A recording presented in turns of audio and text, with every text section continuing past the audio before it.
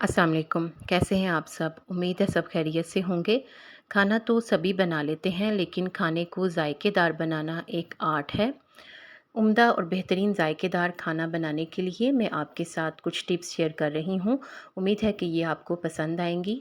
Gravy या मसाले वाले सालन को मज़ेदार बनाने के लिए जब भी सालन का मसाला भूनने लगे तो एक दूसरे बर्तन को चूल्हे पर रखकर इसमें मक्खन डालकर आंच को तेज़ कर दें और मक्खन को पिघलाकर इसमें ऑयल डाल लें।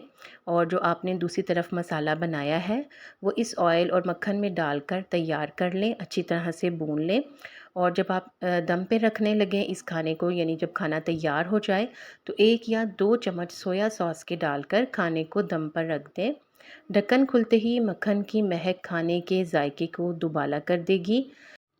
कस्टर्ड या कोई और मीठा बनाएं तो फल डालते हुए इस बात का ख्याल रहे कि केले सबसे आखिर में शामिल करें, वरना मीठा जल्द ख़राब हो सकता है।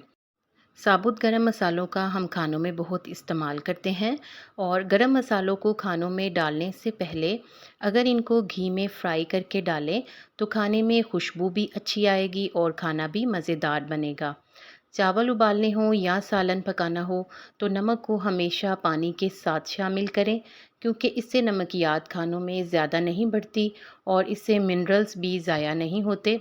इससे खानों में ना तो किसी चीज़ की महक आती है और ना ही खाना जल्दी ख़राब होता है।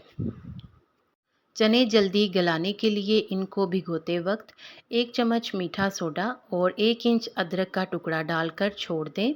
इससे चने जल्दी गल भी जाएंगे और इनका जायका भी अच्छा होगा।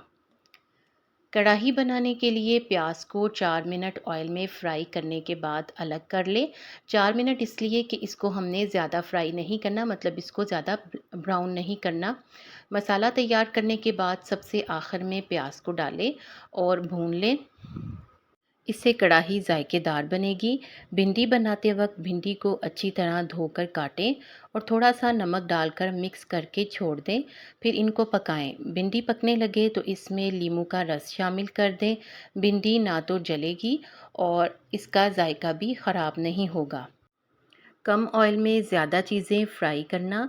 कम ऑयल में ज़्यादा आइटम फ्राई करने हों तो ऑयल को कढ़ाई में डालते ही हल्का सा नमक भी शामिल कर दें। आप देखेंगे कि फ्राइड आइटम जल्दी फ्राई भी हो जाएंगे और कम ऑयल में ज़्यादा चीज़ें भी फ्राई हो जाएंगी। वैसे भी महंगाई का दौर है, ऑयल की बचत ही करनी चाहिए तो अच्छा है। खानों को खुशनुमा बनाने के लिए हम इनमें कलर का इस्तेमाल करते हैं, लेकिन बाज़ औक़ात कुछ ख़राब कलर भी होते हैं जो सेहत के लिए मुज़िर होते हैं। तो इसलिए खानों में जब भी रंग डालें इसे दही में मिक्स करके डालें, ताकि रंग से सेहत पर बुरा असर ना पड़े। गोश्त को पकाने से पहले उबाल लें।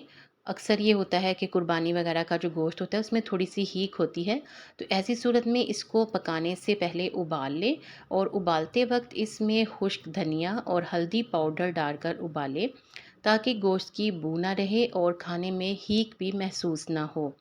बादियान का फूल जो हम पुलाव में या बिरयानी में डालते हैं, बादियान का फूल खाने में डालने से 5 मिनट पहले पानी में भिगोकर छोड़ दें और सालन में जब भी पानी शामिल करना हो तो इस बादियान के पानी को डाल दें।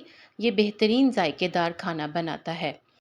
बेहतरीन कोरमा बनाने के लिए चिकन को नमक, अदरक लहसुन का पेस्ट, सिरका और पानी डालकर आधा घंटा ज़रूर मैरिनेट करें। इससे कोरमा में ऐसा जायका पैदा होता है कि खाने वाले उंगलियां चाटते रह जाएं। प्लीज़ चैनल को सब्सक्राइब और वीडियो को लाइक कर दें। शुक्रिया।